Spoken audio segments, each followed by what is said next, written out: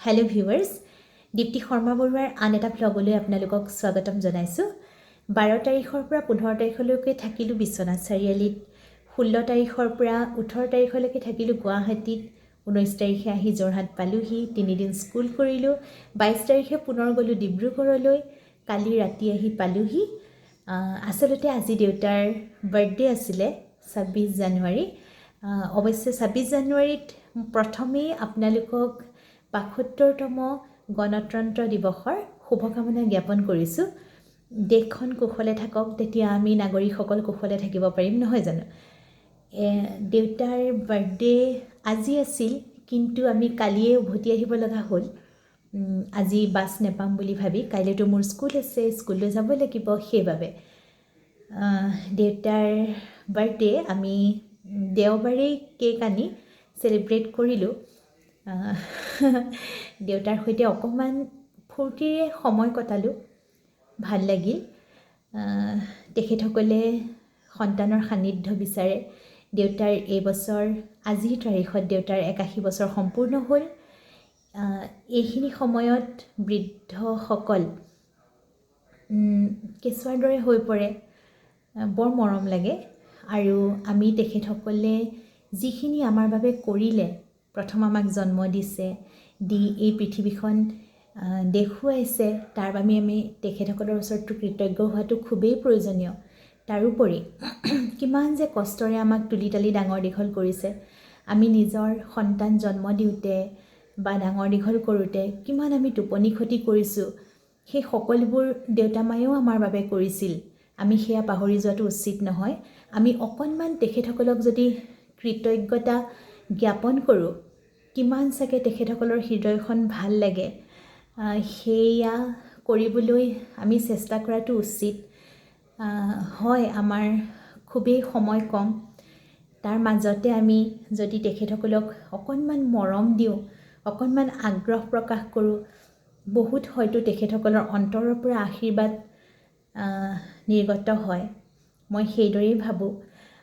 তাৰ বাবে গৈছিলোঁ দেউতাৰ ওচৰলৈ, আৰু কিদৰে আমি এনেই অকণমান পৰিয়ালটো মিলিয়েই কেক এটা কাটিলোঁ আৰু দেউতাৰ সৈতে অকণমান কথা পাতিলোঁ। সেয়া আপোনালোকক দেখুৱাব বিচাৰিছোঁ। যদি ব্লগটো চাই ভাল পায়, লাইক কৰিব, কমেণ্ট কৰিব, শ্বেয়াৰ কৰিব, আৰু দেউতাক অকণমান আশীৰ্বাদ কৰিব, যাতে তেখেত সুস্বাস্থ্যৰে কুশলে থাকে, তাকে আশা কৰিলোঁ। আৰু যিসকল মোৰ চেনেলটোত নতুন, তেখেতসকলে যেন মোৰ চেনেলটো ছাবস্ক্ৰাইব কৰে, কৰিলে মই নথৈ আনন্দিত হ'ম। আৰু যিখিনি মই কৰোঁ, আচলতে আমাৰ জীৱনৰ প্ৰতিটো দিনেই একোটা ভ্লগ, মই ভাবোঁ তাকে আপোনালোকক দেখুৱাবলৈ চেষ্টা কৰিম। তেতিয়াহ'লে আজিৰ ভ্লগটোলৈ আগবাঢ়োঁ, নহয় জানো? দেউতাৰ বাৰ্থডেৰ ভ্লগ দুটা হ'ব, কাৰণ মই দেউতাৰ সৈতে বাৰ্তালাপ কৰিছিলোঁ দেউতাৰ জীৱনৰ বিষয়ে, ক্ৰিয়ড অংশ। তাকে ইমান দীঘলকৈ মই ভ্লগটো দিব নোৱাৰিম একেটা ভ্লগতে, সেইকাৰণে দুটা ভ্লগ হ'ব। আৰু কেকৰ কথাত কওঁ, এটা কেক আমাৰ ল'ৰাই অগ্নিধে অৰ্ডাৰ কৰিছিল, কিন্তু সময়মতে আহি নেপালে, বহুত পলম হ'ল। আৰু এটা কেক সি নিজেই প্ৰস্তুত কৰিছিল। ককাকক সুধিছিল, ককা তুমি কেনেকুৱা কেক ভাল পোৱা? ককাকে ক'লে চিম্পল, যিটো আগতে মাহঁতে বনাইছিল সেইটোৱে মোৰ ভাল লাগে। আৰু আমাৰ ল'ৰাৰ যিহেতু ইণ্টাৰেষ্ট আছে এইবোৰ বনোৱাত, সি ককাকৰ বাবে ককাকক সন্মুখত বহুৱাই লৈ পেলাই সি কেকটো বনাইছিল, আৰু গৰমে গৰমে আমি কেক কাটিছিলোঁ। আৰু ভাইটিক আপোনালোকে নেদেখিব, সি আমাৰ ভিডিঅ' কৰি আছিল। বোৱাৰী ওলাইছে, কিন্তু তাইও ৰন্ধা বঢ়াত ব্যস্ত হৈ আছিল। সেয়া তাকে জনাই থলোঁ। আৰু আচলতে সেই নাতি দুটাই, আমাৰ সন্তান আৰু ভাইটিৰ ল'ৰাটো, তাহাঁত দুটাৰে ফূৰ্তি বেছি ককাকক লৈ। লগতে মোৰ ভণ্টি আহিছিল, ওচৰতে থাকে। খুৰী অহা কথা আছিল, খুৰী অকণমান গাটো বেয়া হোৱাৰ বাবে আহিব নোৱাৰিলে। আৰু ভণ্টিৰ ছোৱালীজনী ভাগিন ধুনু আহিছে, আপোনালোকে দেখিব। আৰু তাৰ পিছৰ ব্লগটোত যেতিয়া অৰ্ডাৰ দিয়া কেকটো আহি পালে তেতিয়া ডেটাৰ পিছৰখিনি বাৰ্তালাপৰ সৈতে সেই কেকটো কটা দেখুৱাম। আপোনালোকে যেন চাই থাকে, চালে মই আনন্দিত হ'ম। তেনেহ'লে ভ্লগটোলৈ গৈ থাকোঁ। Happy birthday to you. Happy birthday to you. Happy birthday. Happy birthday to you. May God bless you. Hindi na exactly কি কৰিছো মোক দেচোন ৰাম আবাস গান কমোৱা কৰিছো কেউ আতৰ ওলাই গৈছে দেই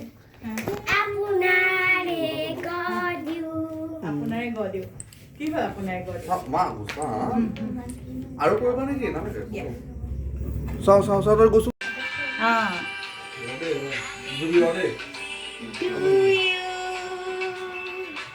Happy birthday to you. Happy birthday to Yuta. Happy birthday to you.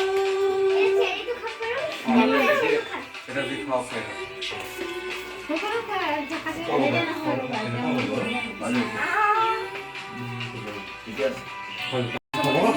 দেউতা নাতিয়ে বনোৱা কেক কেনেকুৱা লাগিলে?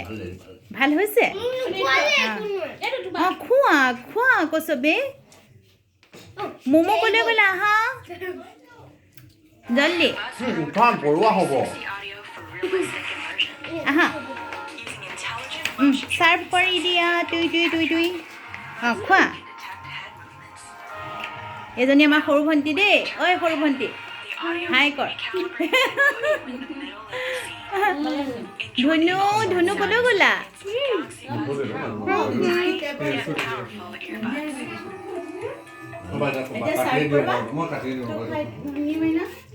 ভাল হৈছে ন খাবলৈ?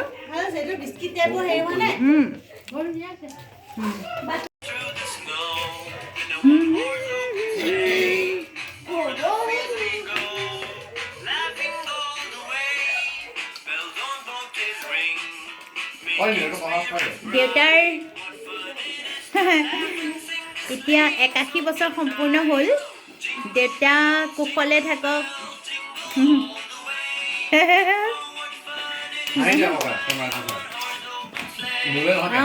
এইফালে দেউতা ভালে থাকক দেই, সুস্বাস্থ্যৰে কুশলে থাকক।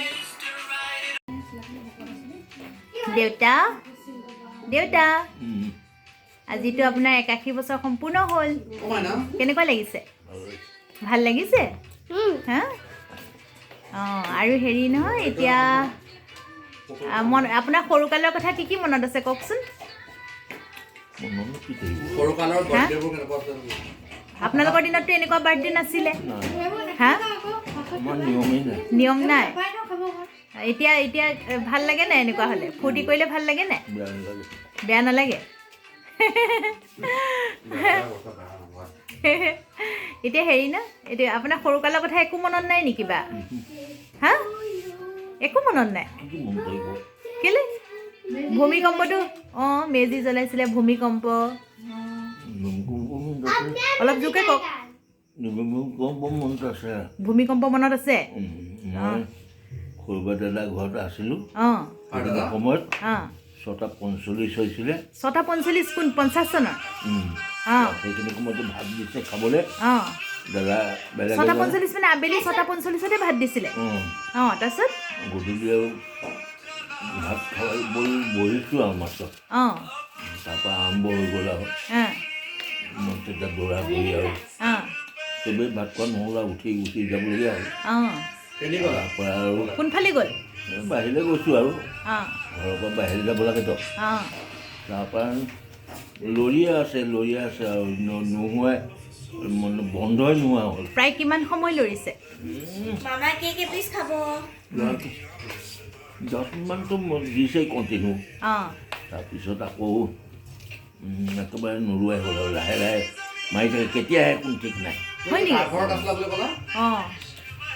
সৰু বোপাই বৰ্তা যতীন শৰ্মা তিনিচুকীয়া নহয় আমাৰ ইয়াৰ অকণমান দাই ভাত বাঢ়ি দিছিলে অকণমান বনাইছিলে অঁ তাৰপিছৰ পৰা সেয়া আৰু বহুত দিনলৈ লৰিয়ে আছে আৰু কোন সময়ত লৰি যায় ঠিক নাই অঁ এদিন আবেলি বাহিৰত গ'লোঁ গৈ পেলাই গেটৰ ওচৰতে ৰৈ থাকোঁতে ঘপককৈ আহি গ'ল অঁ ইমান দূৰকৈ আহিলে অঁ মানে গমেই নাপালোঁ অঁ গেটখনত ধৰিহে ৰক্ষা পাইছোঁ ইমান হেৰি হৈছে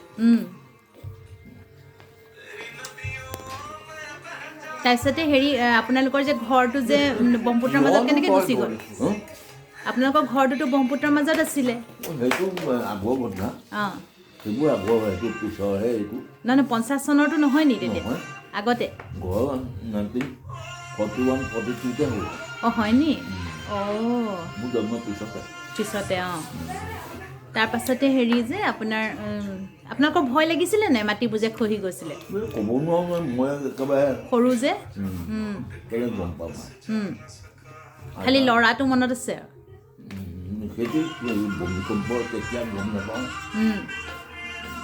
সেই আৰু মানুহবোৰ দৌৰা দৌৰি কৰি আৰু ট্ৰেইনৰ পিছৰ পৰা ট্ৰেইন চাপৰিলৈ উঠি অহা হ'ল চব মানুহ বাৰু দেউতা আপোনাৰ স্কুলৰ কথা কওকচোন স্কুলৰ কথা স্কুল আমি প্ৰথমতে নন্দেশ্বৰ চক্ৰৱৰ্তীত পঢ়িছিলোঁ নন্দেশ্বৰ চক্ৰৱৰ্তীত পঢ়িছিলে তাত কি LP স্কুল আছিলে নেকি স্কুল পূৰ্ণানন্দ নহয় পূৰ্ণানন্দ ৰোড হেৰি নহয় পূৰ্ণানন্দ ৰোড অঁ অঁ একেখনেই অঁ তাৰপিছত চিন চাপলৈ গ'লোঁ চিন চাপৰিৰ পৰা গৈ আমলাপতি চাৰিআলিত এখন স্কুল আছে সেইখনত পঢ়িলোঁ পঢ়াৰ পিছত জৰ্জ কলেজলৈ গ'লোঁ জৰ্জ স্কুলত 5ত নাম লগালোঁ তাৰপৰা MA পৰীক্ষা দিলোঁ তাৰপিছৰ পৰা গৈ 52 চনত হেৰি হ'ল ডিব্ৰুগড় একদম যাওঁ অৱস্থা 52 চনতো 52-53 অঁ তেতিয়া ভূমিকম্প নাই খালি গৰাখহনীয়া তাৰপিছৰ পৰা ব্ৰহ্মপুত্ৰ খহাই গোটেইখন শেষ কৰি পেলালে ডিব্ৰুগড় চকুৰ আগতে গ'ল চব তাৰপিছত আৰু হেৰি 60 চনত বেমাৰৰ কাৰণে মোৰ কেইবাবছৰ লোকচান হ'ল চকু 58 চনত অপাৰেশ্যন কৰা হ'ল তাৰপিছত 60 চনত যেনে তেনে পৰীক্ষা দিলোঁ পৰীক্ষা বেয়া হ'ল 61ত দিলোঁ পাছ কৰিলোঁ আৰু তাৰপৰা তাৰপিছত লগে লগে চাকৰি আৰু লগে লগে ছমাহ বহিছোঁ তাৰপিছত চাকৰি পৰীক্ষা দিলোঁ সেই ছমাহৰ ভিতৰতে ছমাহৰ ভিতৰতে ৰিজাল্টো আহিলে আৰু গুচি গ'লোঁ মঙলদৈ তেজপুৰ 4 দিনৰ পিছত গৈছোঁ ট্ৰেইনত উঠি 4 নম্বৰত পালোঁগৈ অকলে আৰু অকলে গৈছে হলদল লৈ গৈছে আৰু তেজপুৰত থাকিলোঁ 2 নে 3 দিন তাৰপিছত মোক আৰু তেজপুৰৰ পৰা মঙলদৈলৈ পঠিয়াই দিলে সেইটো 61 চনৰ কথা 61 নে 62 সেইটো অঁ 62 সেইখিনি সময়ততো চাইনা যুদ্ধ হৈছিলে চাইনা ছেপ্টেম্বৰত আৰম্ভ হৈছে অঁ আমিতো জানুৱাৰীতে জইন কৰিলোগৈ তো ছেপ্টেম্বৰত জইন কৰিলোগৈ আৰু তাৰপিছৰ পৰা চাৰিটা গ্ৰীচন তাৰপৰা আৰু হুলস্থুল আৰু চিঞৰ বাখৰ আপুনি তেতিয়া তেজপুৰত আছিলে নে মঙলদৈত আছিলে মঙলদৈত অঁ তেজপুৰতো নেকেট কৰি দিলেতো ভেকেট কৰিবলৈ অৰ্ডাৰ দিলে নহয় গভৰ্ণমেণ্টে ভেকেট কৰিবলৈ দিয়াৰ লগে লগে ষ্টেট বেংকৰ পইচাবিলাক জ্বলাই দিলে তাৰপৰা কইন্সবিলাক হেৰি পুখুৰী এটা আছে পুখুৰীটোত পেলাই দিলে চব কোনটো পুখুৰীত পেলালে তাতো কিনাৰতে পুখুৰী এটা আছে কাৰ কিনাৰ ষ্টেট বেংকৰ অ'কে তাৰপিছৰ পৰা আমাক কেলৈ জ্বলাই দিলে টকাবোৰ কিয় জ্বলাই দিলে তাহাঁতি লৈ যাব কিবা কৰিব সেইবোৰ কাৰণে গভৰ্ণমেণ্টৰ কথাই এইবোৰ বুজিছোঁ তাৰপিছত আমাক চবকে 3 মাহ দৰমহা দিবলৈ অৰ্ডাৰ দিলে অৰ্ডাৰ দি পেলাই কোন ক'ত গ'লে যোৱা আৰু এনেকুৱা ধৰণৰ কিন্তু আমি ক'তো যোৱা নাই পইচা পাতি লৈ আমি এতিয়া মঙলদৈত আছোঁ তাৰপৰা সেইফালৰ পৰা যিমান মানুহ গৈছে নৰ্থ বেংকৰ লখিমপুৰ ছাইডৰ পৰা যিমান মানুহ আহিছে চবকে আমি হেল্প কৰিছোঁ, সহায় কৰিছোঁ। কেনেকৈ সহায় কৰিছিল? যেনেকৈ পাৰোঁ আৰু কাপোৰ দিছোঁ, খোৱা বোৱা বনাই দিছোঁ, এনেকুৱা ধৰণৰ আৰু কিছুমানক তাতে ৰাখিছোঁ।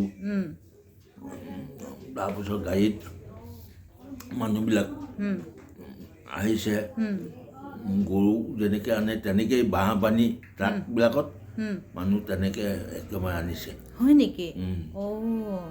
তাৰপিছত হেৰি হ'ল এনেকৈ মানুহবোৰ য'ত ত'ত গুচি গৈছে, একো ঠিক নাই।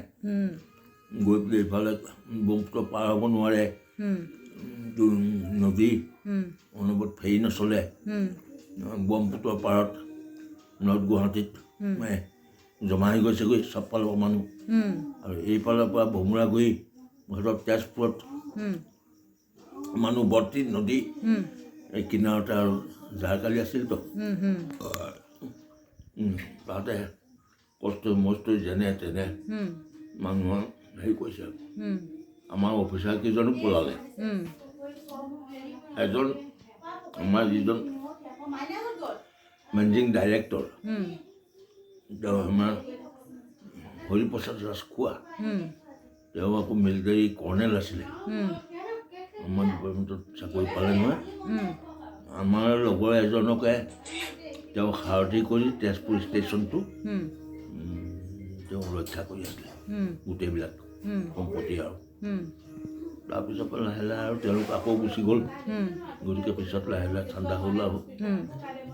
কিন্তু মানুহবিলাকৰ দুৰ্গতি বহুত দিনলৈ আছিলে। তাৰপৰা অৰুণাচলী মানুহবিলাকো আহি আমাৰ যেনি তেনি ঘূৰি ফুৰিছে। অৰুণাচলী মানুহ আহিছিলে? গাউন পিন্ধা, মুখ চুখ বন্ধ, গাউন কমপ্লিট গাউন মানে বন্ধ আৰু। তাৰমানে সেইখিনি সময়ত খুব ঠাণ্ডা আছিল। ঠাণ্ডা সেইখিনি সময়ত আৰু কিমান ঠাণ্ডা, এতিয়াৰ দিনত বহুত ঠাণ্ডা সেইখিনি সময়ত। এতিয়া তাৰমানে ইমান বেছি নাই। তাৰপিছত আৰু মিলিটাৰীবোৰ আহিছে, আহি পেলাই গৈছেগৈ তেজপুৰলৈ, আকৌ ঘূৰি আহিছে। তাৰপৰা আমি আকৌ ৰৈ থাকোঁতে আমাক কাগজ এখন দি গৈছে, দৰমত কেজিয়ে ঠিক ৰাহিয়ে এইচব কিবা কিবি কৰি লিখি অনবৰতে মিলিটাৰী গাড়ী অহা যোৱা দিনে ৰাতিয়ে। কেতিয়া তাৰপিছত আপোনাৰ তেওঁলোক উভতি গ'ল?